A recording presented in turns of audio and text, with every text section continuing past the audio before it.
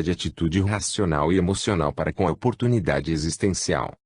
Eis porque a fé religiosa, o sentimento de humanidade, o respeito social, a vinculação idealista a qualquer expressão dignificadora do ser humano, tornam-se referências que se convertem em estímulos para não se perder o significado psicológico interior.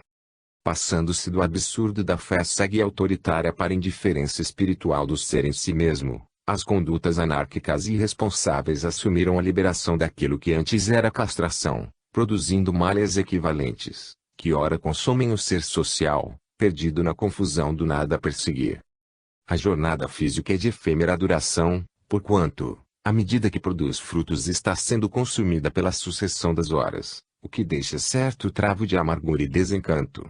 A conceituação eterna do espírito, momentaneamente em realização na vestidura orgânica, entretanto, faculta um comportamento diferente, porque as leis que lhe regem o destino estão escritas na sua própria consciência, não valendo muitas opiniões externas, sejam mediante reproches ou aplausos. Por meio da reflexão, descobre-se o indivíduo conforme o é, e quanto poderá fazer-se em benefício próprio, a fim de alcançar níveis mais grandiosos e compensadores, que lhe estão destinados pela própria vida.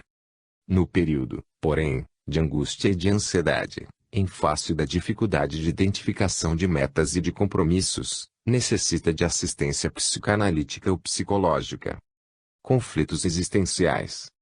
A fim de diluir a ansiedade e os conflitos gerados, conforme a psicogênese em que se apoiam, a assistência orientadora irá auxiliá-lo na liberação dos medos e culpas, das frustrações e mágoas, ensejando-lhe a indispensável motivação para prosseguir, em razão dos júbilos que o tomarão, facultando-lhe sempre novos cometimentos satisfatórios. De outro modo, a busca do si, através da meditação e da prece, facultar-lhe-á insight valioso para compreender quanto lhe está reservado e, momentaneamente se encontra defasado, sem utilidade. A comunhão mental em outras ondas de pensamento, em áreas extrafísicas, proporcionar-lhe-á a identificação com entidades benfeitoras, que inspiram decisões e condutas saudáveis, enriquecendo-o de bem-estar. Cresce, indevidamente, que somente os indivíduos superiormente qualificados podem experimentar essa alegria, essa vivacidade, o triunfo sobre os conflitos. Ledo engano, porquanto esses bens estão ao alcance de todos quantos realizem atos de enobrecimento e esforcem-se por lográ-los. Cada ato bem conduzido oferece a compensação do resultado exitoso. O homem e a mulher vazios necessitam de terapia própria para a recuperação da finalidade existencial na qual transitam. Basta-lhes tentar e insistir até conseguir. Estresse. Razão de ser do estresse. Numa investigação realizada por Seeley, no ano de 1948, foi aplicado o termo estresse como a pressão exercida sobre o indivíduo em forma de carga de energia superior à sua capacidade de resistência emocional, que produz distúrbios de conduta. Desse modo, qualquer tipo de carga, pressão ou força que se vivencia, passou a ser considerada como passível de natureza estressante. Essa carga não tem uma característica isolada, mas pode ser considerada como a soma de fenômenos e ocorrências não específicas, que se pode manifestar como prejuízo ou defesa. Apresenta-se em localização especial, quando se trata de um problema orgânico, ou de maneira geral, em forma de síndrome, resultado de diversas coerções que não são liberadas. Numa sociedade competitiva e angustiada como a atual, o fenômeno do estresse generaliza-se em razão do volume de compromissos, da escassez de tempo para os atender, da busca desesperada por melhores salários e comodidades, de divertimentos e de prazeres, dando lugar à ansiedade, produzindo culpa e desarmonizando a estrutura emocional. Essas ocorrências produzem neurastenia, cansaço exagerado, sucessão de problemas trágicos e perturbadores, que desaguam no comportamento que se desorganiza, gerando transtornos e distúrbios neuróticos mais graves. Por outro lado, quando se experimenta uma grande tensão para livrar-se do estresse, inevitavelmente o indivíduo torna-se vítima, porque essa também é uma forma de pressão, muitas vezes superior à capacidade de resistência emocional. Nesse caso, podem-se contabilizar as fugas dessas constrições, o distanciamento de qualquer tipo de ameaça, a negação para identificar o perigo, a luta contra o medo de acontecimentos danosos, gerando sobrecarga emocional que termina expressando-se como uma forma de estresse. Não apenas as ocorrências aflitivas encarregam-se de inquietar, mas também a ansiedade em torno daquilo que se almeja, pelo que se afadiga, pelas conquistas realizadas que culminam no êxito, por exemplo, no matrimônio, na conclusão de um curso, na aquisição de uma carreira, na glória de um empreendimento. Assim sendo, as atividades psicológicas positivas e desejadas, quando conseguidas, podem também transformar-se em fatores geradores de estresse, portanto, porta aberta às situações cansativas e desmotivadoras.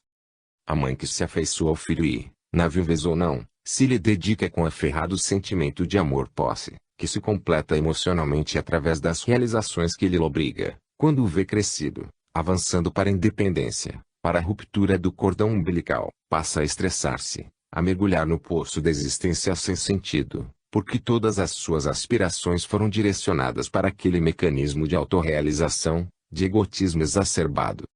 Mais terrível apresenta-se a questão, quando o filho, masculino ou feminino, procura a realização emocional e social através do casamento. Para essa mãe, a perda constitui um sofrimento estressante e devastador, que enfurece ou deprime, vendo, na pessoa que lhe arrebatou o motivo existencial, um inimigo que deve ser destruído ou, pelo menos, vencido, a fim de recuperar a sua segurança emocional. O funcionário que se entrega à empresa e, lentamente, passa a vivê-la com intensidade, acreditando-se indispensável, e vê-se, de um para outro momento, descartado, substituído por outrem mais bem preparado, com novos recursos para aplicação, é tomado pelo estresse da amargura e tomba no fosso do desespero. Tem a impressão de que a sua existência perdeu a razão de ser vivida, porque se entrou no trabalho a que se afeiçoou todos os interesses e motivações pessoais. Quando, porém, a morte arrebata o ser querido, sem que tenha havido uma preparação psicológica para o fenômeno do falecimento dos órgãos, é inevitável um transtorno gerado pelo estresse da pressão interna do sofrimento, que parece impossível de ser suportado. A existência humana apresenta-se portadora de um elenco de quase infinitas possibilidades que devem ser experimentadas, a fim de tornar-se digna e merecedora de ser vivida saudavelmente. O ego, no entanto, estabelece os seus parâmetros e assoberba-se de ilusões e de posses mentirosas que a realidade se incumbe de desfazer, porque sem estruturas legítimas, fundamentadas em quimeras, em perturbações e sonhos infantis não superados pela idade adulta.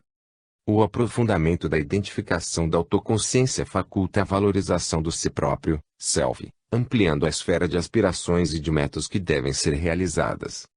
As experiências sociais e humanas, os desafios e dificuldades, as lutas e desacertos não deveriam constituir força estressante, porque têm por objetivo amadurecer a capacidade emocional, fortalecendo-a para embates mais vigorosos que devem ser travados até o momento da completude. Cada experiência existencial converte-se em valor emocional que se soma aos anteriores, propiciando crescimento pessoal e realização interior. Ninguém alcança patamares de equilíbrio sem passar pelos testes de lutas edificantes. Processos e mecanismos estressantes.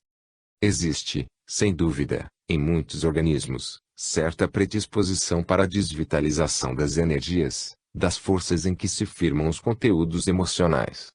Com relativa facilidade, os indivíduos portadores dessa constituição assoberbam-se de aflição ante acontecimentos que não têm o menor sentido perturbador, vítimas que se fazem de injunções que temem enfrentar ou que rejeitam de forma consciente, derrapando em estresses.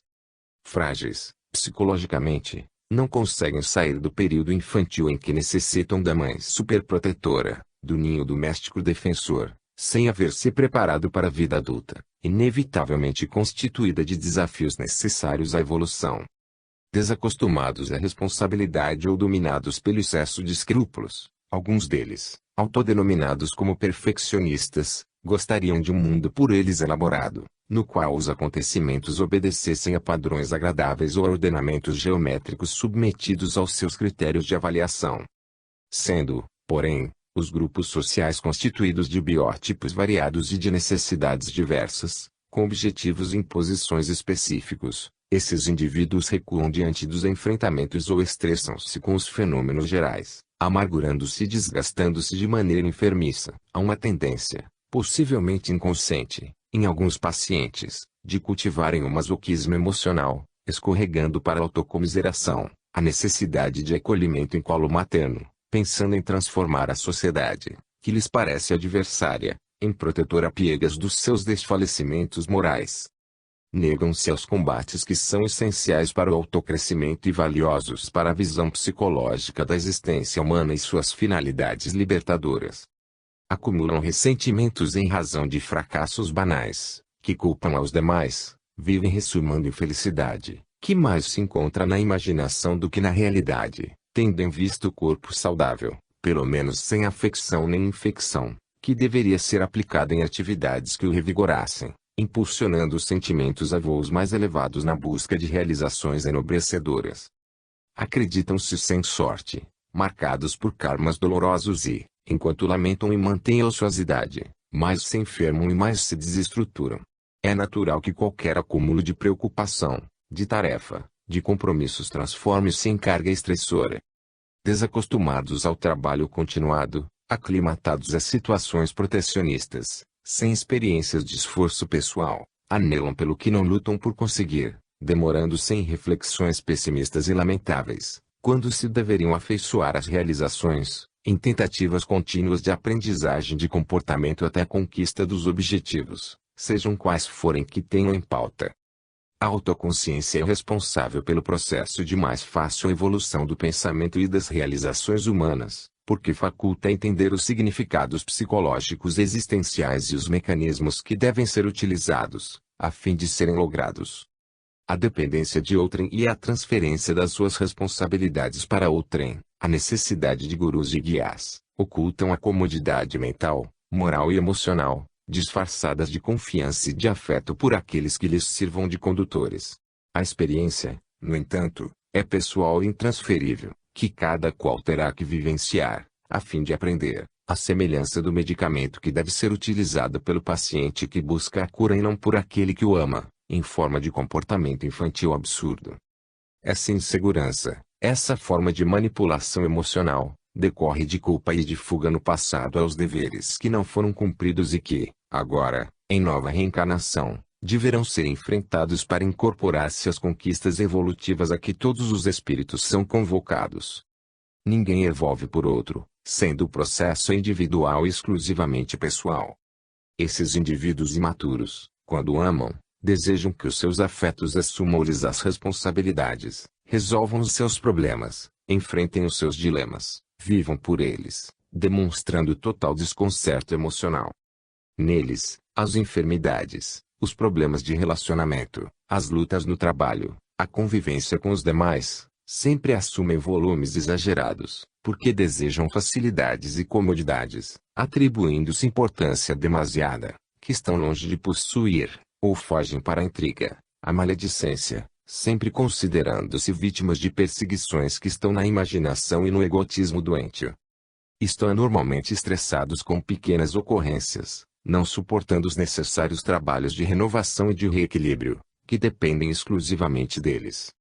Na correria dos dias modernos, em que as máquinas inteligentes dominam o mercado humano, a criatura é convidada a assumir a sua posição de comando e de superioridade em relação aos engenhos por ela mesma criados para facilitar-lhe a vida, não se permitindo esmagar pelas injunções que se apresentam desgastantes.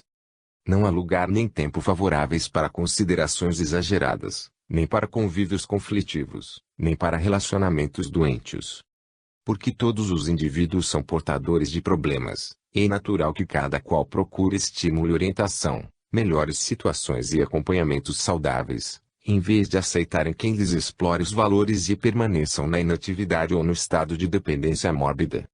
Inegavelmente, são muitos os fatores que levam ao estresse, mas, ao mesmo tempo, inúmeros os recursos para a liberação das cargas opressoras, quando se deseja a mudança de comportamento e a aquisição do bem-estar.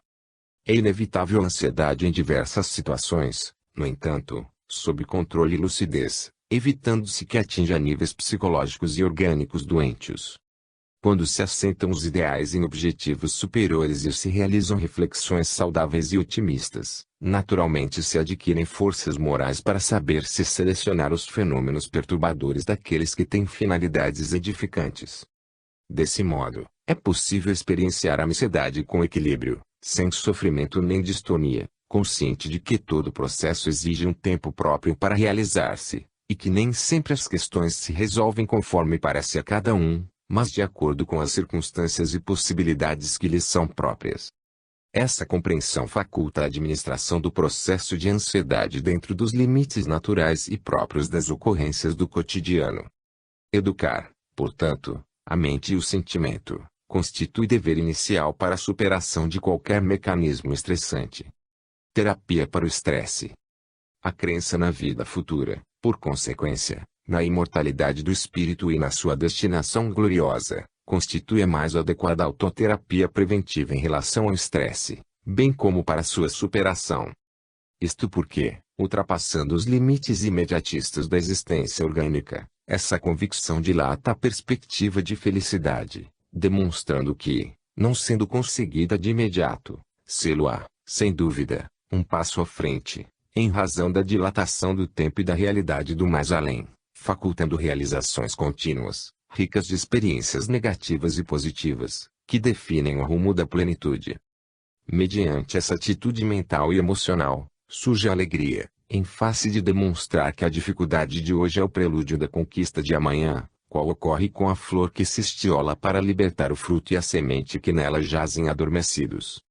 Em vez de uma existência linear, que se inicia no berço e termina no túmulo, essa decorre da vida em si mesma, que é preexistente e sobrevivente à disjunção molecular, resultando em aprendizagem contínua, na qual sucedem-se êxitos e aparentes fracassos que culminam em conquistas insuperáveis.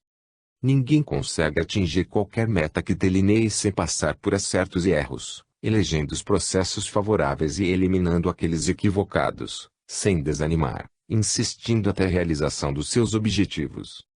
Desse modo, a fé no futuro acalma as aflições momentâneas sem o apoio do conformismo doentio, porém, proporcionando a coragem para vencer os impositivos perturbadores da atualidade.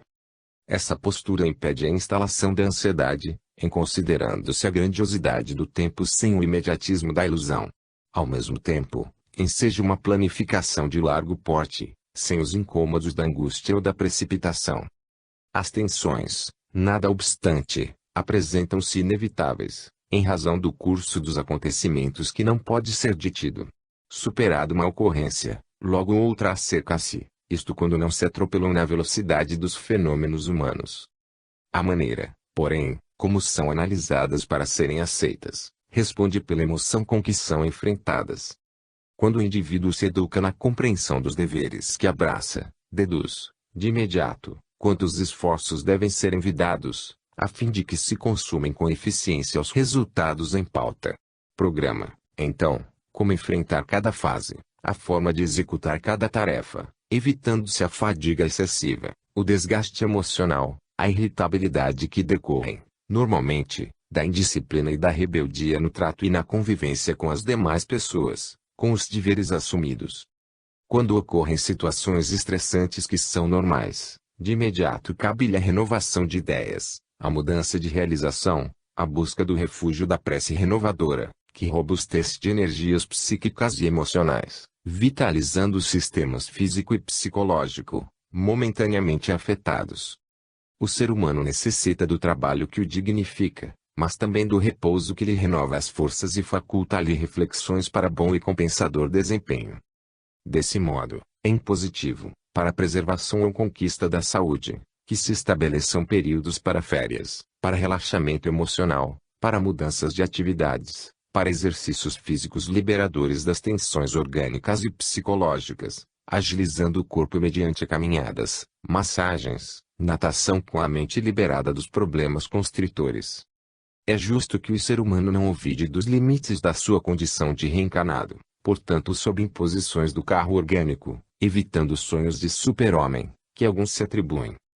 Musicoterapia e socorro fraternal ao próximo representam igualmente recursos valiosos para que a pessoa desencarcere-se da carga tensional e experimente a alegria de viver e de servir, sentindo-se útil. Yoga e meditação, acupuntura e outros recursos valiosos, denominados alternativos, contribuem eficazmente para o relax, a renovação das energias gastas. Sempre quando alguém se oferece ao bem, ele tocado pelos eflúvios da saúde e da harmonia, autorrealizando-se aos demais ajudando. A busca da beleza, sob qualquer aspecto considerada, contribui para o retorno ao bem-estar, superando o estresse e inquietação. Apesar desses recursos, se o paciente permanecer em transtorno por estresse, não deve adiar a assistência do psicoterapeuta, a fim de evitar a instalação de problemas neuróticos mais graves. Esforçar-se por viver com alegria em qualquer conjuntura é terapia preventiva e libertadora para os males do estresse. Fobias. Psicogênese das fobias. Os transtornos fóbicos, ou medos exagerados, constituem sintomas neuróticos compulsivos, nos quais surgem esses pavores destituídos de motivos reais, em relação a determinados objetos ou situações, encarregando-se de restringir ou perturbar o comportamento do indivíduo. Certamente, agem como fatores causais ou desdobramentos das fixações em vivências reais já experimentadas, quais a que diz respeito à angústia do peito. Noutras circunstâncias, podem decorrer de medos infantis não superados, em relação a roedores, aracnídeos, a répteis ou a escuridão com os seus fantasmas. Do ponto de vista psicanalítico, decorre de um perigo interno pulsional ou medo da explosão da pulsão e sua planificação no objeto que se fixa. Trata-se de uma atitude de deslocamento da pulsão do objeto originário para um outro ou de qualquer situação que o substitua. Como decorrência da teoria da aprendizagem, qualquer forma, objeto ou situação, pode transformar-se em fator de medo, dando lugar a inumeráveis estados fóbicos, cujos nomes correspondem àqueles mecanismos pulsionais que os geram. Por exemplo, claustrofobia, em relação a lugares fechados, agorafobia, a espaços abertos, isoptrofobia, a espelhos, oclofobia, a multidão, acarofobia, a insetos, necrofobia, a cadáveres, zoofobia, a animais, alurofobia, a gatos, antropofobia, a gente, fotofobia, a luz solar, autofobia, a si mesmo. Aprofundando-se, porém, a sonda investigativa em torno da psicogênese dos transtornos fóbicos, encontrar-se-ão, no espírito, os fatores causais, quando houve comprometimentos morais e emocionais, decorrentes de situações lamentáveis e ações deploráveis contra o próximo ou a sociedade, mediante atos criminosos ou odientos experienciados. As circunstâncias e ocorrências do momento esculpiram-se nos painéis delicados do inconsciente profundo do revel, porque rechaçados pela consciência, que desejava bloquear as reminiscências dolorosas, apagando as imagens infelizes e perturbadoras. Por fenômeno natural, em face da lei de causa e efeito, as ações hediondas praticadas sempre ressumam dos depósitos da memória inconsciente, graças ao perispírito, convidando o calceta à reparação. Essa recuperação apresenta-se sob vários aspectos.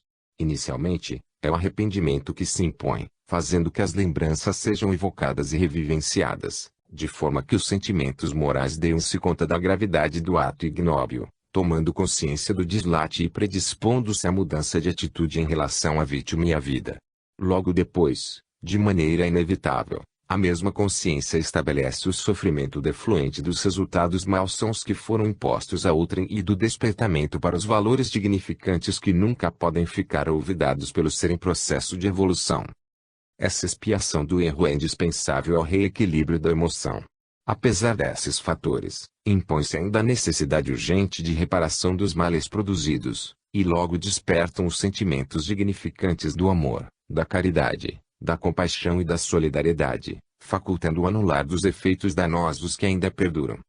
Nem sempre, porém, o processo apresenta-se fácil, em razão dos sentimentos daquele que foi ofendido, e que não desejando desculpar, e menos perdoar, desencadeia a ação obsessiva, gerando angústia no antagonista que, despreparado para a renovação moral, tomba nas malhas do sofrimento autor. A simples visão de qualquer fator que esteve presente na ação nefasta do passado desencadeia as lembranças inconscientes que se transformam em medo, logo depois em pavor, sob a ação da mente vingadora.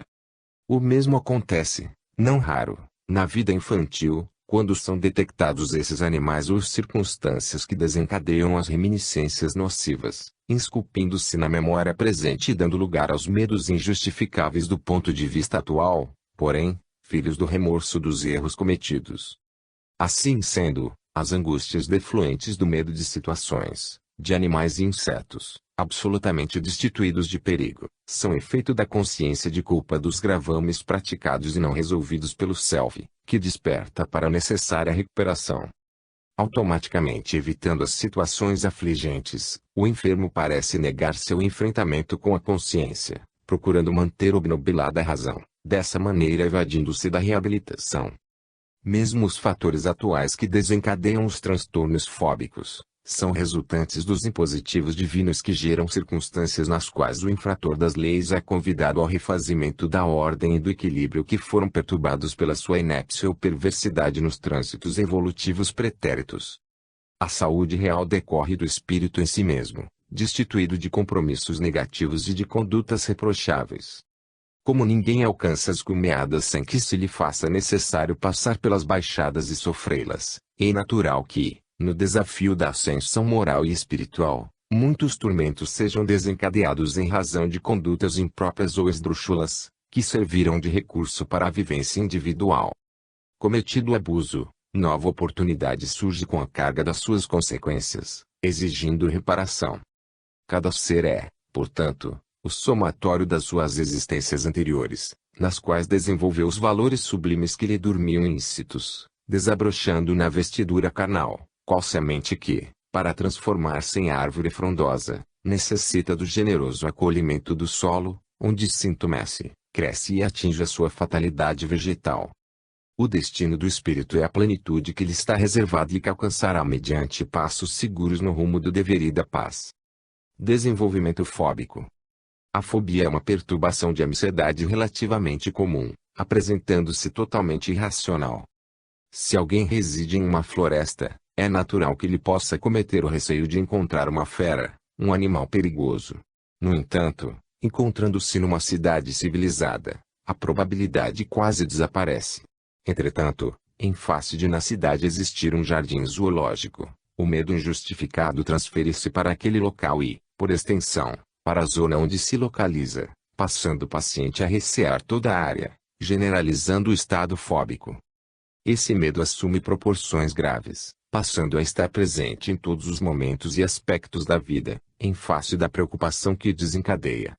Não é uma lógica motivadora desse estado, em face de o paciente que tem esse medo, podendo evitar os lugares nos quais poderia sofrer o perigo de ser vítima daquilo que o aflige, isto é, de multidões ou de animais ferozes, preferir estar onde isso não ocorra.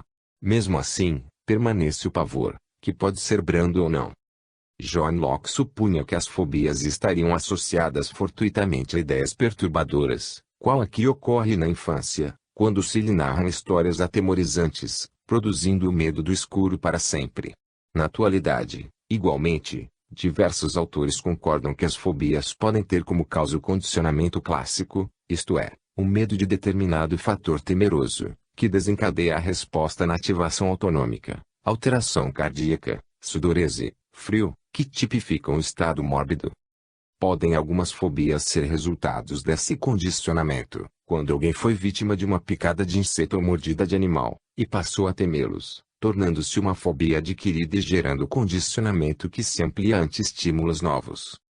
Estuda-se, também, a possibilidade de ser aceita a teoria da prontidão das fobias, que seria resultado da herança dos nossos antepassados, os primatas, que foram vítimas de outros animais e insetos perigosos e, graças à seleção natural, desenvolveram o medo espontâneo a esses estímulos, havendo-os transmitido às futuras gerações. Como confirmação pode-se citar o medo em indivíduos normais, não fóbicos, de determinados estímulos produzidos por animais e semelhantes. No entanto, surgem críticas à teoria, em face da impossibilidade de estabelecer-se correlacionamentos entre o estímulo original e o efeito representativo. Justifica-se, ainda, que nas experiências em laboratório os sujeitos podem ter sido contaminados mediante contato com outros cultivadores desses receios, ou serem vítimas das tradições culturais, com as suas lendas e mitos, que geraram no inconsciente o medo injustificável. Diferentemente do que ocorre nas fobias específicas, outras existem mais amplas e comuns, como a de natureza social. Nesse capítulo, o paciente receia ser vítima de circunstâncias ou ocorrências que o levem a um constrangimento público, a uma humilhação indesejada, assim evitando qualquer possibilidade de ocorrência, isolando-se quanto possível da convivência social e afligindo-se demasiadamente sempre que se encontra exposto a esse perigo. A vida, no entanto, é constituída por desafios que convidam o indivíduo ao amadurecimento psicológico, à vivência de experiências que o assinalam com sabedoria, fortalecendo-lhe os valores éticos e morais, as conquistas culturais e religiosas, a evolução espiritual. Uma vida normal é rica de sucessos e insucessos. Quando sucedem os últimos, aprende-se como não mais os repetir, adquirindo-se métodos eficazes para vivenciar as lutas de maneira equilibrada e enriquecedora. Vitimados pela fobia social, os indivíduos receiam qualquer tipo de conduta pública, sempre temerosos de que lhes aconteça algo que os depresse, como falar em público e gaguejar, alimentar-se diante de outros e ser vítima de engasgos, que são perfeitamente normais e acontecem com as demais pessoas. Invariavelmente, quando se sentem obrigados a comparecer a essas reuniões profissionais, culturais e sociais, que não podem evitar de maneira alguma, buscam estímulos no álcool, amparo no cigarro ou nas drogas, por cujo uso perdem momentaneamente o medo, encontrando coragem para o enfrentamento. Como consequência, tornam-se dependentes pela repetição, adicionando mais essa aflição à fobia de que são portadores.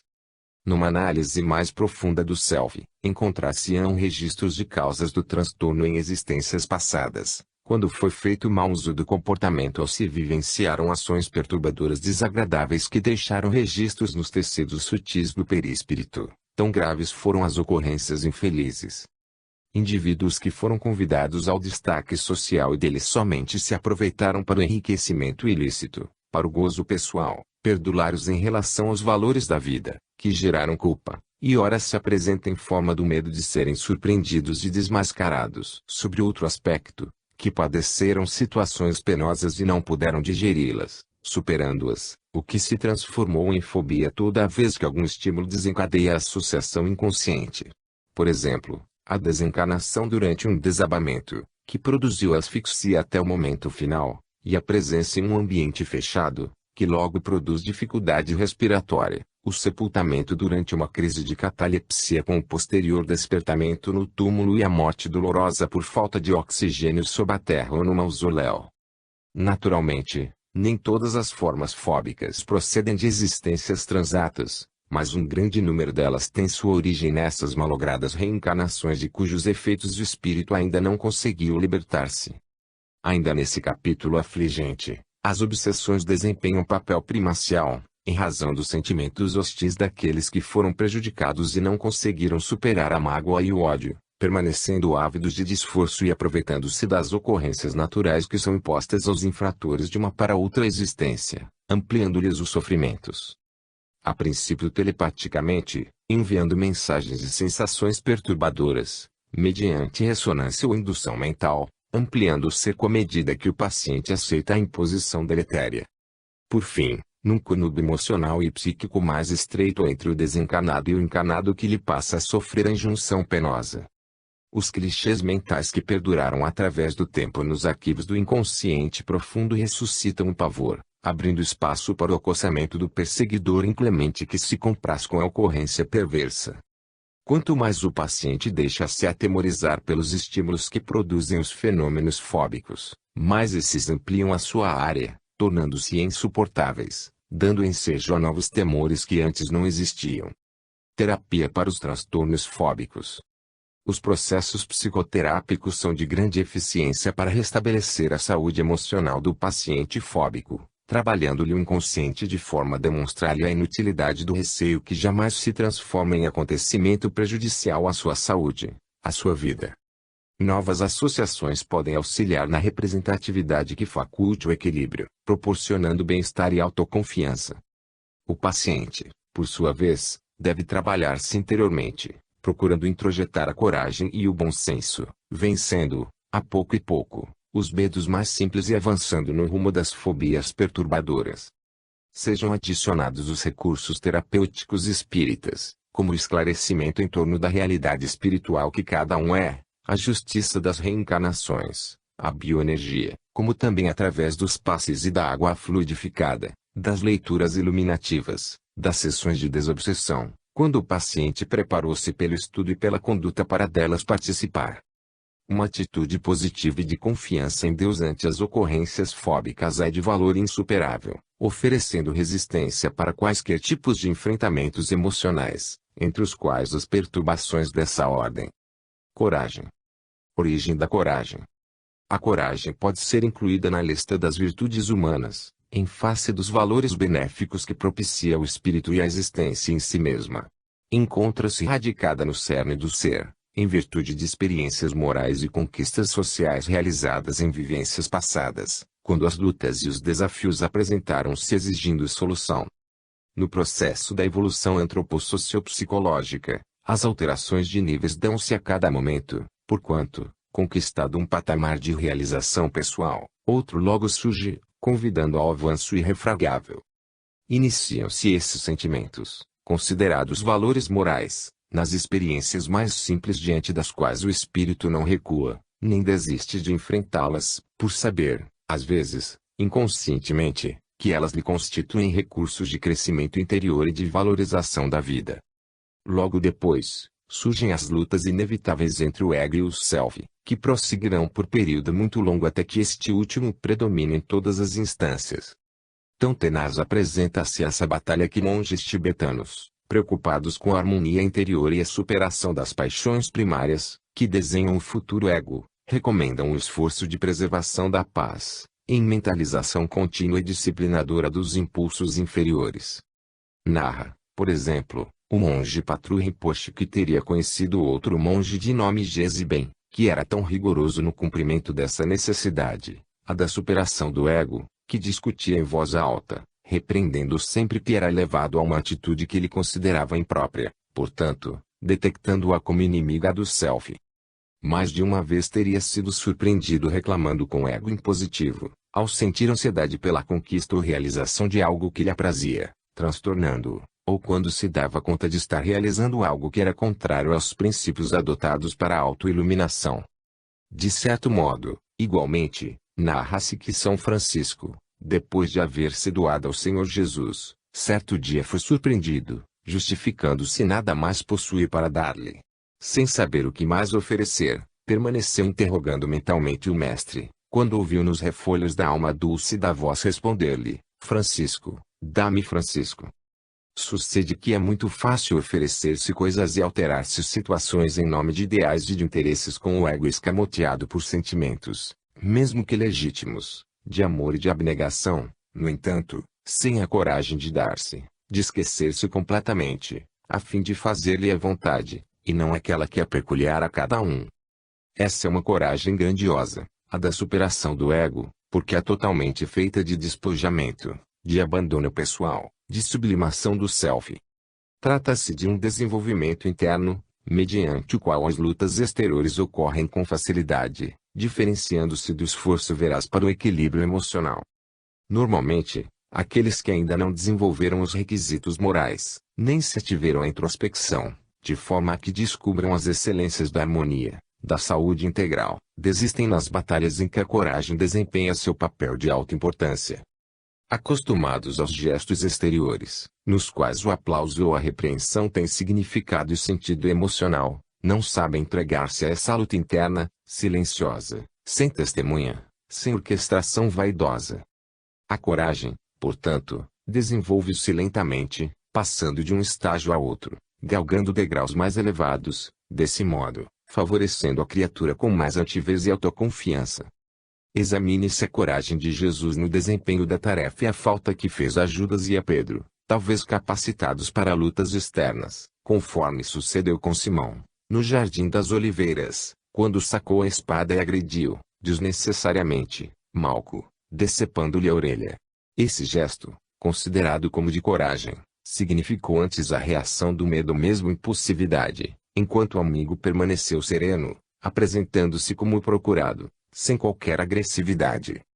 Jesus havia adquirido essa coragem muito antes de estar no mundo físico, enquanto Pedro demorava-se em processo de autorrealização.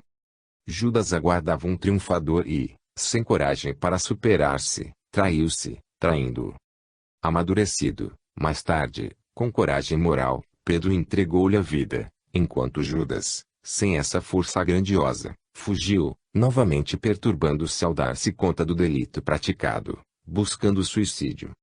Não poucos heróis das batalhas públicas desequilibram-se diante das lutas íntimas, nas enfermidades, nas denominadas desgraças econômicas e sociais, políticas ou artísticas, na escassez, nos dramas do sentimento, porque lhes falta a coragem.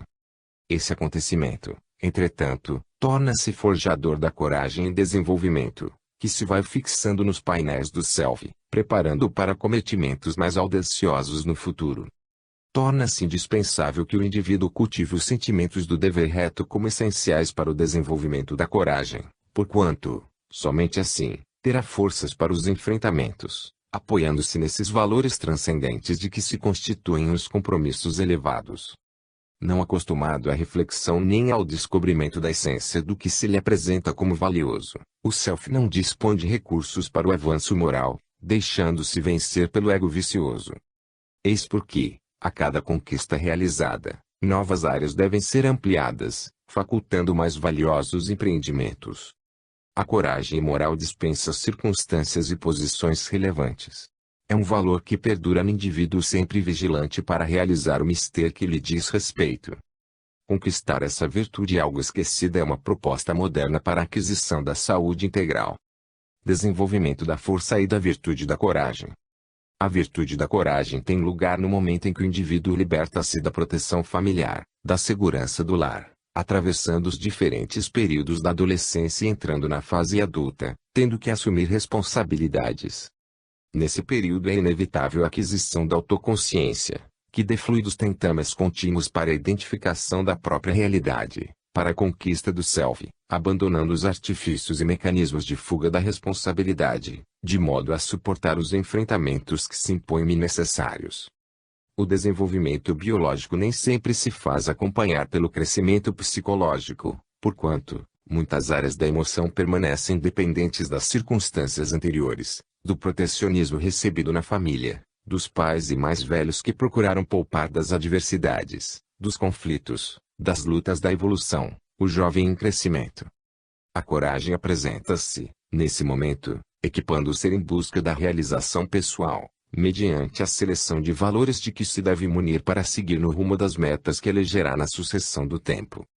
Atado a imposições sociais, educacionais, tradicionais, não raro perde-se em conflitos desnecessários, gerando comportamentos de medo, de ansiedade e de insegurança, que se tornam verdadeiras cadeias retentivas na retaguarda. A autoconsciência ajuda a compreender que se torna necessário discernir para acertar, insistir para lograr êxito, trabalhar com afinco nos propósitos escolhidos, dispondo-se a errar e repetir a experiência, a perder a ingenuidade para adquirir a maturidade, a vivenciar decepções que nascem nas ilusões para compreender a realidade, mantendo a coragem de não desanimar, nem desistir, entregando-se à autocompaixão ou à depressão. O desenvolvimento animal ocorre através de períodos sucessivos, tais como a infância, a adolescência ou a juventude, a idade adulta, a velhice e a morte. Todas essas etapas fazem parte do esquema biológico normal e natural do processo vital. Passa-se de um para outro estágio biologicamente, mas nem sempre com o amadurecimento psicológico correspondente, que deveria acompanhar a nova aquisição, por isso mesmo facultando o que se instala em inquietações e desalentos que se podem tornar patológicos. Necessário coragem para analisar com tranquilidade cada fase da existência física, como parte do processo de crescimento inevitável que culmina na morte orgânica, incapaz de extinguir a vida. Essencialmente imortal, o espírito é o ser integral, que desenvolve do germe divino que traz latente, para utilização no transcurso das reencarnações, aprimorando-se sempre em cada etapa vitoriosa, em cujo curso apresentam-se os valores nobres que o exornarão mais tarde, quando superados os períodos mais difíceis. Nesse processo de evolução, a coragem assume diferentes aspectos, proporcionando relacionamentos saudáveis que são indispensáveis para o desiderato feliz. Todos necessitam de coragem fraternal para a convivência, resultando em vínculos de amizade profunda, capazes de resistir às agressões e discordâncias que, comumente, têm lugar nos comportamentos humanos. Insistir nos bons sentimentos da amizade, na procura dos relacionamentos afetivos na área do amor sexual, livrando-se dos conflitos de qualquer natureza, com a coragem de autossuperação, constitui uma das metas a alcançar na busca da saúde plena. Dispondo-se ao crescimento interior e à realização social e familiar, nos negócios e nos empreendimentos profissionais, o indivíduo necessita dessa coragem dinâmica, criativa e fortalecedora que não esmorece diante do aparente fracasso, por entender que toda conquista é portadora de um preço específico. A coragem é um ato, portanto, de bravura moral, virtude que deve acompanhar o sentimento humano, em vez do marasmo ante decisões ou diante da acomodação ao que já foi conseguido, da satisfação infantil pelo que se logrou, quando os horizontes mais se ampliam na direção do futuro, à medida que se avança. Necessário separar o heroísmo da coragem real, porquanto as circunstâncias e o momento podem influir para que sejam consumados atos especiais e grandiosos, enquanto o desafio mais constante é de natureza interna como forma permanente de conduta emocional. Eis porque nunca se deve alguém acovardar diante dos enfrentamentos, que são a fonte estimuladora do crescimento espiritual. O ser humano possui reservas de força moral quase inconcebíveis, desde que estimuladas pelas ocorrências. Verdadeiros pigmeus culturais e sociais podem alcançar níveis elevados de coragem, enquanto indivíduos de alta envergadura intelectual e social preferem mergulhar nos abismos do medo e da depressão, quando convidados às decisões e os labores contínuos. A aparência em que se transita nem sempre revela o grau de moralidade pessoal e de valor espiritual de que se é portador. Por isso mesmo, a coragem é um estímulo para que desabrochem os valores que dignificam e produzem autorrealização. A coragem pode assumir também outro delicado e sutil aspecto no comportamento humano, qual seja, criar, oferecendo beleza através da arte, da cultura, da religião, da bondade, da solidariedade. Vivendo-se numa sociedade que se caracteriza pelo isolacionismo, pelo egoísmo, que prefere o interesse imediato, a troca de favores, é natural que alguém rompa o condicionamento e tenha coragem de ser diferente, desenvolvendo o gênio criativo e o sentimento de compaixão pela ignorância, solidarizando-se com a vida e com todos os seres sencientes. Quando falta essa virtude no indivíduo, que parece haver-se cansado de trabalhar em favor dos ideais e da construção do grupo social melhor, pode-se considerar que essa conduta se firma numa acomodação covarde ante os impositivos do progresso.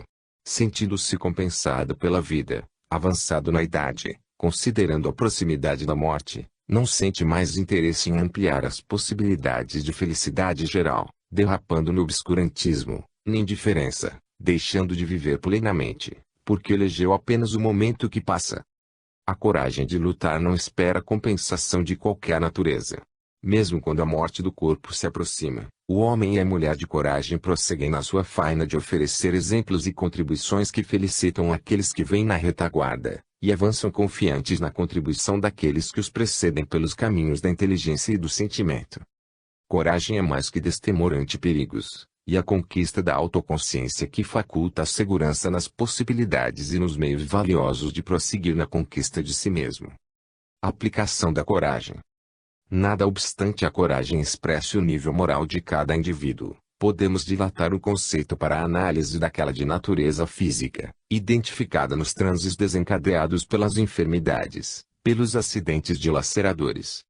Muitos pacientes demonstram coragem diante de doenças devastadoras, enquanto outros deixam-se arrastar por desesperação incontrolável. Merecem, no entanto, as duas atitudes, algumas considerações.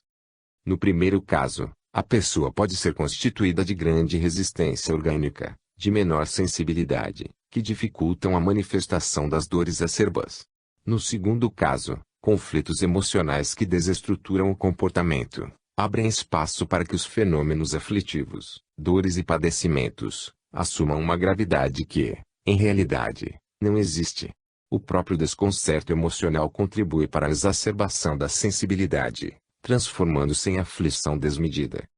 Em ambos os casos, no entanto, o equilíbrio moral faculta a coragem ou retira durante a injunção aflitiva. Na fase, porém, das ocorrências morais, aquelas que ferem os sentimentos que geram perturbação no raciocínio e ameaçam o equilíbrio mental, é que a coragem faz-se testada. Nesse caso, torna-se constituída pelos elementos da autoconsciência, da compreensão do seu significado existencial e do raciocínio lógico para a diluição do gravame, diminuindo-lhe o significado.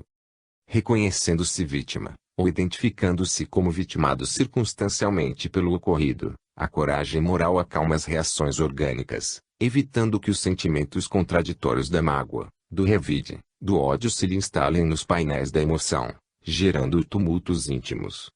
A coragem deve ser exercitada em pequenas ocorrências e diferentes cometimentos. Aceitar o insucesso como uma experiência necessária para assegurar futura vitória, faculta e estimula a coragem para novos tentames. A consideração em torno da fragilidade pessoal, tendo em vista a vigilância, dispõe a um comportamento linear e estável de harmonia diante de infortúnios ou de alegrias no transcurso da existência. Assumir a identidade pessoal, evitando a conduta a espelho, que reflete os outros em detrimento de si mesmo, propicia coragem para prosseguir de ânimo forte. Logo surgem as manifestações secundárias da coragem, como servir sem preocupação de encontrar-se bem no contexto social, de fazer o conveniente em detrimento daquilo que deve, adquirindo harmonia interior, que resulta do fenômeno da consciência tranquila. Confunde-se coragem com intemperança, agressividade, intempestividade, que são, não poucas vezes, reações do medo expresso ou escamoteado. A coragem é também terapêutica, porque estimula ao trabalho, a realização de obras dignificadoras, mesmo quando as circunstâncias se fazem desfavoráveis.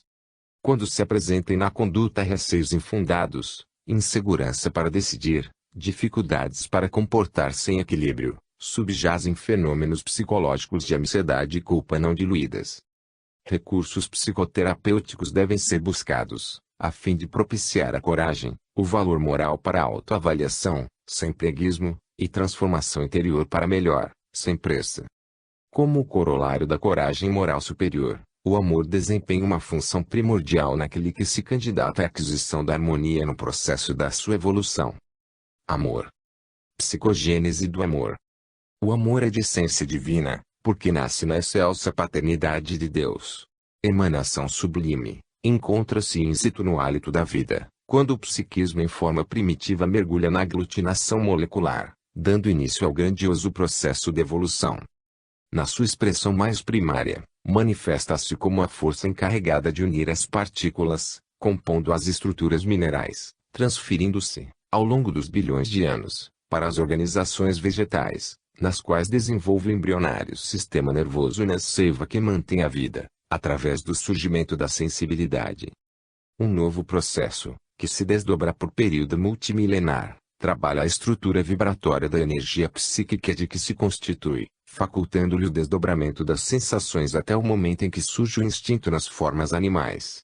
É nessa fase que se irá modelar o futuro da constituição do ego, enquanto o princípio inteligente, embora adormecido, inicia a elaboração da individualização do self. A fera que lambe o descendente e o guarda exercita o sentimento de carícia que um dia se transformará em beijos da mãezinha enternecida pelo filho.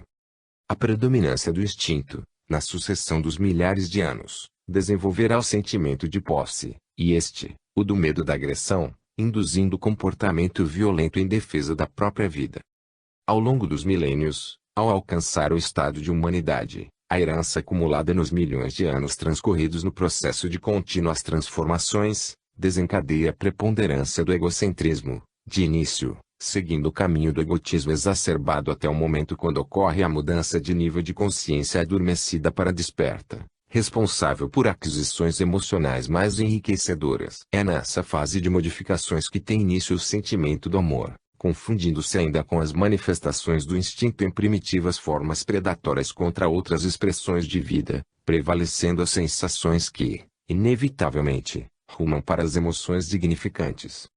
Somente quando alcançam um equânime estado de desenvolvimento é que os sentimentos podem ser educados e exercitados, fornecendo recursos à razão, mediante os equipamentos delicados e próprios para a elaboração da proposta de felicidade. Nada obstante, desde os primórdios do instinto que a educação exercerá uma contribuição fundamental para o crescimento e as aquisições dos valores pertinentes a cada faixa do fenômeno evolutivo. A conquista da razão, em decorrência dos automatismos inevitáveis da fatalidade antropossociopsicológica, faculta o surgimento da consciência lúcida, que esteve submersa em níveis inferiores, escrava dos impositivos dos instintos primários em prevalência. Nesse período de crescimento de valores éticos e estéticos, o amor desempenha um papel fundamental, pelo fato de constituir-se em estímulo para conquistas mais avançadas em direção do futuro. Da posse perversa e egotista do primarismo à renúncia abnegada do patamar de lucidez espiritual, toda uma larga experimentação, na área das emoções, encarrega-se de limar as arestas do ego, favorecendo o self com o desabrochar das emoções superiores. Em razão desse demorado processo, o imediatismo do instinto que domina e frui prazer sensorial, aperfeiçoa-se, tornando-se emoções espirituais que governarão o porvir do ser em desenvolvimento moral.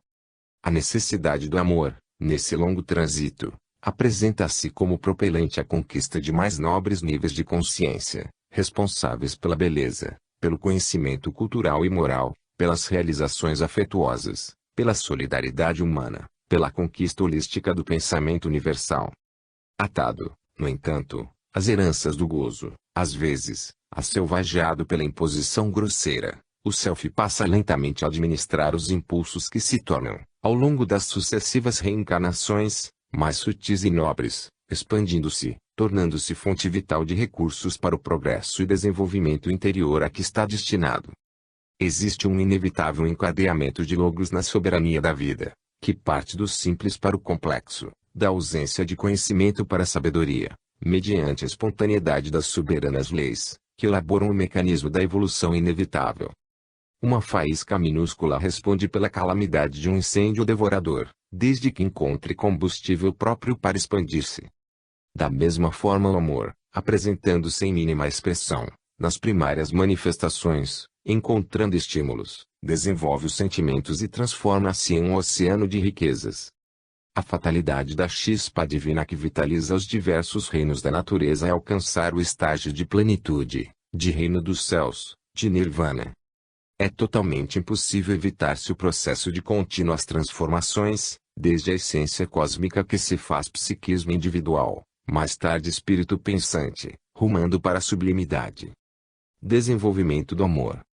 Em cada etapa da evolução do ser, o amor experiencia manifestações pertinentes ao próprio processo.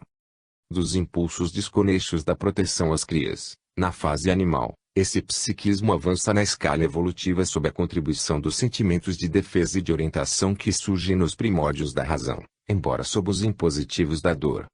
O medo, que predomina na natureza animal, transfere-se para o ser humano, que aprende a submeter-se, de modo a poupar-se aos sofrimentos, a diminuir as aflições. A domesticação da fera transforma-se em educação do indivíduo humano e social, que aprende a discernir e a compreender o significado, o sentido psicológico e real da existência.